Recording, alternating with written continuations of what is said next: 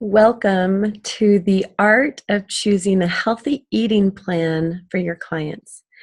Um, I want to start out with a little bit of a caveat before I jump into all the nitty gritty. And that is, as a health coach, you are not a doctor or a nurse or a behavioral therapist or a dietitian or a nutritionist. You're a health coach. And so your primary job is to really guide your clients to the tools that we have in Optavia, which are multitudinous and very effective. And so I just wanted to kind of start out with putting you in the right mindset, recognizing that you are a brand new health coach and you're probably familiar with some of the programs that we have and that we offer.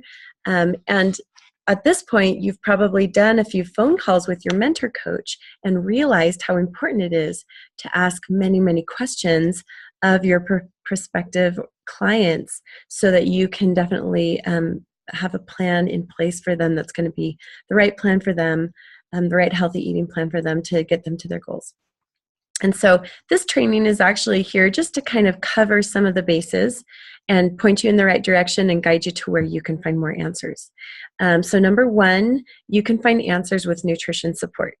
The registered dietitians are always there ready to answer questions. So if you have something particular you talk with someone about and you're not exactly sure, call nutrition support. Let that client know, or that potential client know, that while you know that there's a plan in place for them, you're not exactly sure the details of it yet, but that you can definitely find that out. I just wanted to kind of go through, I'm going to take a minute right now and just go through some of the different things to keep in mind. We have plans in place for people with diabetes, nursing mothers, gout, seniors, teenagers, boys and girls. We have something for everyone. And it's just a matter of figuring out what's best for that client.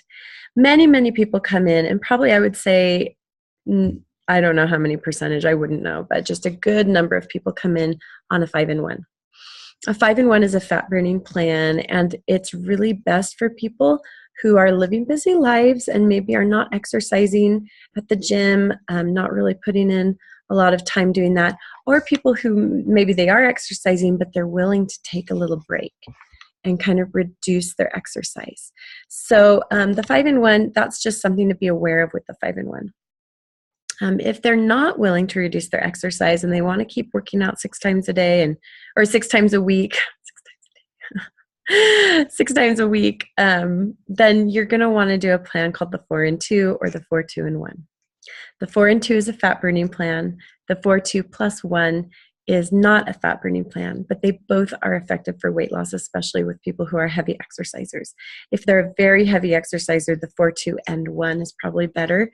And if they're more like a 5 times a week doing a 45-minute workout, but it's not really killing them, it might be better to do a 4-in-2. And that's where the art comes in. You do have to ask a lot of questions just to kind of find out some of these things. If they're diabetic, if they're on medication, if they're nursing, if they're a senior, finding out, are they active? Are they sedentary? Where are they there? If someone has more than 100 pounds to lose, this is kind of a gray area. What we recommend is to do a 5-2-and-2. However, I do know many, many, many people who have lost more than 100 pounds on the 5-in-1. So what I generally do is I ask them a lot of questions. I want to find out a lot of details about where they are.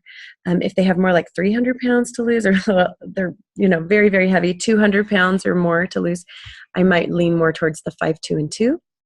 If they're more like, they have 120 pounds to lose, it might be more a 5-in-1 option. So get with your mentor coach. Talk with the registered dietitians. A few things that I want to guide you to as well is Optavia Answers. Optavia Answers has answers for you. In fact, they have a whole section, if you scroll down, on the downloadable program guides.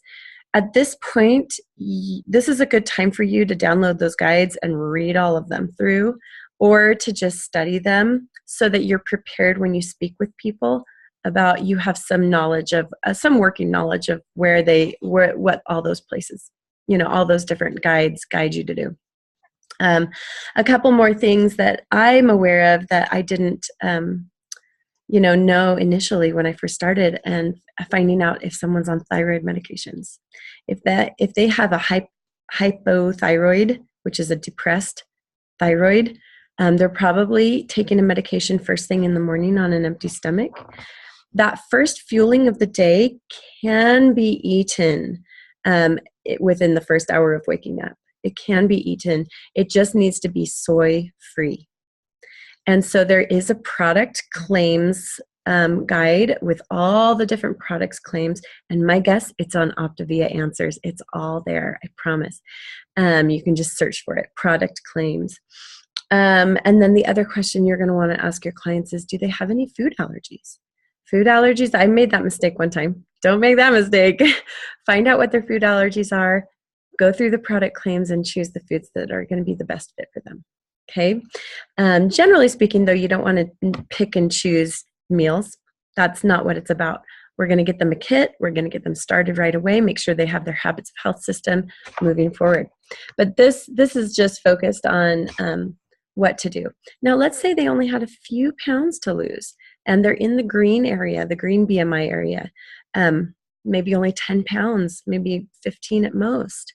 That is sort of a gray area. You don't necessarily want to use the 5 and 1 on that. In fact, probably you're going to want to use either like a 5, 2, and 2 or a 4, 2, and 1.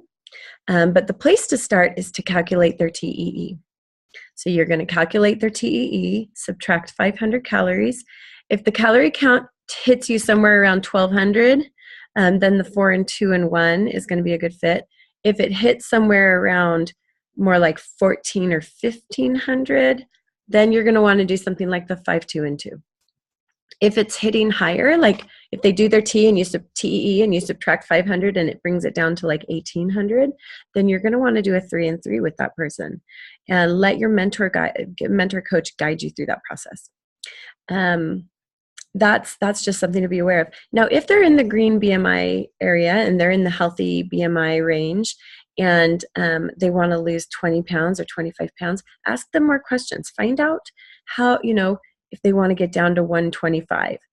Have they been 125 most of their life? Is that where they usually sit? Is that the spot where their body usually stays? And now they're up about 20 pounds since the last few years or something like that. That tells me they probably could do a 5 and 1 because they have 15 or more pounds of fat on their body. If somebody's been unhealthy for the last few years and maybe not making healthy choices, then they don't have 15 pounds of muscle on their body. They have 15 pounds of fat. So if there's 15 pounds or more of fat on somebody's body, we can go with the 5 and 1 very effectively. If it's a little bit less, we can do like a 4 and 2 or a 3 and 3. And I hope this is helpful. This is just to really get you started. This isn't at all, I don't want you to feel like now that you watch this video, you know what you're doing. This is just to kind of give you one little peek and an idea. You want to start studying your guides. You want to get with your mentorship team. When you have conversations with people, you want to ask them lots of questions and find out their details. And then if you have more that you need to learn, reach out to registered dietitians at Nutrition Support, 1-888-OPTAVIA.